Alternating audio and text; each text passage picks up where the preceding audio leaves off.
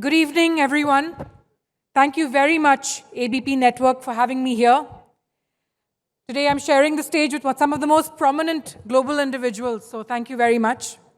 Before we begin, this is my first appearance after I lost my brother last month, so I'd like for all of us, if you wish, to just take 5 seconds to remember him. His name was Agnivesh. And that's really something that is very important, because when we talk about ideas of India, one of the most powerful and the biggest strengths of India is family, and something that we really, really hold closely, and we must continue to hold closely, because that really is one of the reasons for India's success. When I first heard the name Ideas of India, I paused, because it's such a generous word, ideas. Not one idea, not the correct idea, ideas, plural. Simultaneous, sometimes contradictory, we've seen that, but all valid. And that felt right to me, because India has never been one thing. In my own home, it certainly isn't. For my daughter Mahi, an 11-year-old, she's already much more moral than most of the adults I know. India is uncomplicated kindness. A country where every human being, and yes, every street animal, is treated with dignity. She doesn't see why that shouldn't be difficult. For my husband Akash, India is a digital frontier, a nation being rewired in real time, where technology is not just changing what we do, but who we've become and who we can become. For my father, Anil Agarwal, India is the unstoppable nation. A Viksit Bharat, not someday, now, always now. I used to think that these were three separate Indians: the compassionate India, the digital India, the ambitious India. But they're not separate at all. They're the same India, seen through different windows. An India that uses ambition of industry and the power of technology to deliver the equality my daughter already assumes as matter of course. As I stand here today, because I work in one of the industry that literally builds that India from below the ground up. I come from the mining and natural resources sector, an industry that rarely gets invited to conversations about imagination, but it quietly enables it. So when I think about India's future, I think about the foundation beneath it. But let me tell you a paradox that keeps me up at night. A lot of this conversation just happened before me. We're living through a resource revolution. India is committed to 500 gigawatts of non-fossil fuel energy capacity by 2030. But for this, we require wind power, solar power, battery storage, electric vehicles. And here's the paradox. Electric vehicles uses 2 to 4 times more copper than traditional cars. Solar plants require 4 to 6 times more minerals than fossil fuel plants. Wind power requires 9 times more mineral resources per megawatt than gas. The clean energy transition is not a post-mining world, it is a mining-powered world. The World Bank said that for the energy transition to happen successfully, we need $1.7 trillion in mining investment worldwide. Zinc, aluminium, copper, silver, oil and gas. These are not relics of the past. They are the raw materials of the future. And yet, in India, one of the stark initiatives that keeps me up at night is that barely 6% of this workforce building the foundation are women. 6%. And with International Women's Day just around the corner, I thought this was the right room to say this plainly. In an industry that will define the next 50 years of human civilization, we are building it with half our people standing outside the door. If India has to become a $10 trillion economy, if Viksit Bharat 2047 is to be the real and has to be real, we cannot grow at 6 or 7% while engaging only a fraction of our potential. Female labor force participation in India has improved, but it remains far below what our talent pool demands. Global studies consistently show that closing the gender gap could add hundreds of billions of dollars to India's GDP.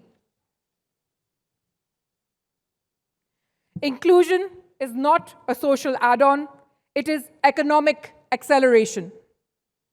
I grew up in the shadow of mines and in the heat of the smelters. There has always been a certain drama to mining, grit, scale, men emerging heroically covered in dust, very 1970s Amitabh Bachchan style. But proximity to an industry is not the same thing as belonging in it. Few years ago, when I visited our smelters and mines, there was always this slight double take. A lot of times when I used to walk around, people used to say, "Good morning, sir." "Sorry, ma'am." That subtle recalibration that told me this space was not designed with me in mind. The exclusion was not intentional. It was structural, inherited. Mining was physical, physical was male, and male was default. But that assumption is already today obsolete. Mining today is satellite imaging mapping ore bodies from space. It is AI predicting equipment failure before an alarm sounds. It is remote operated machinery controlled from digital rooms.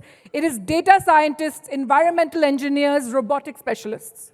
The future of mining is technology, and technology does not have a gender. So we asked a simple question: who is the best person for this job? And we answered it honestly. We built India's first all-women underground mining team. We built India's first underground all-women mine rescue team. We built India's first underground all-women aluminium potline. We built India's first all-women locomotive operators, and we built an all-women power unit across our power teams. This is not symbolism. This is strategy. Today, women make up 23% of Vedanta's workforce in an industry where the average is only 6%. This is not cosmetic change, this is structural redesign. But 23% is not our destination. It is only proof of concept that we can do this. And these women, trust me, are really driving and have made the productivity better, have made the cost more efficient, and are ensuring sustainability and safety standards to a different level. As we embark on a historic demerger that we are creating at Vedanta, creating 5 independent world-class companies, diversity is not an afterthought. It is architecture. Our primary goal is 35% women across every entity at Vedanta, at entry level and beyond. And the final goal is 50% of women working across our workforce. Not someday, not selectively, across the board. Because the companies that unlock 100% of talent will outperform the ones that don't. I remember visiting a night shift at one of our mines. At the safety briefing stood Bhavna. Very calm, very composed, very like she belonged, completely at home. Afterwards, a senior operator with 20 years of underground mining experience said something I will never forget. He casually said, "Priya, we have stopped noticing who is women and who is not. We only notice who is good. We only notice who is good." And that really is the goal. Not celebration, normalization. But transformation cannot stop at the factory gate. Because the women who will lead our mines and our boardrooms in the future, many of them are sitting today in villages across Rajasthan, across Orissa, across Goa, wondering whether engineering or science could ever belong to them. We decided we didn't want to wait for them to find us. We wanted to go out and get them.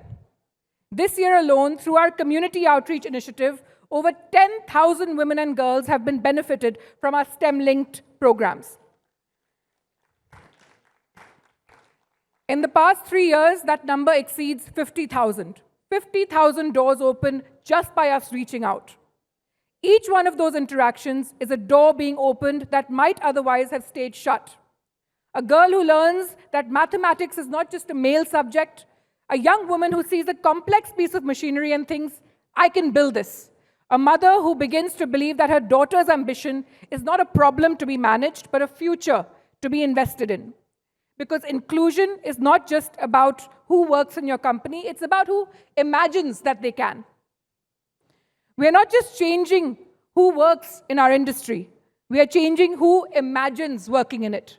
And that is where transformation actually begins. I want to tell you one more story about a young girl, Sakshi. Sakshi was the first woman in her family to ever work outside her home. When she told her father she wanted to join an underground mining team, he said, "This is not the kind of work women in our family do." What was her reply? She told me very proudly. I said, "I told my father, then I will be the first." Today, Sakshi operates heavy machinery and trains cohorts of new joinees. She has changed her family's story. Now no one can tell her children or her grandchildren, women can't do this job. When I was young, I would travel with my father to the sites. I was welcomed, but I never thought I belonged because I didn't see anyone else like me there. So today, to that little girl in the back seat of her father's car who wanted to be part of this world, she was right to want it. And what she couldn't have known then, what I know now, is that the world was already beginning to change to make space for her. And for Bhavna, and for Sakshi, and for the 50,000 girls who are right now beginning to imagine something larger than what anyone around them has yet attempted, we are rewriting the story of an Indian history. We're demonstrating with real numbers and real people that 50,000 lives and counting, that profit and purpose are not a trade-off. They are the same mission, and they always were. To every woman engineer, scientist, and dreamer in this room, and to everyone who's beyond this room as well, this is your moment, this is your time. You don't have to wait for permission. You are here, you are ready, and so are we. My daughter believes dignity is a default. My husband believes possibility is infinite. My father believes in relentless ambition. But we must believe in all of it. We have to believe in 100% India. Because when anyone asks us at Vedanta how we'll get from 23% to 35% to 50% women in mining, we only have one answer: watch us. Thank you.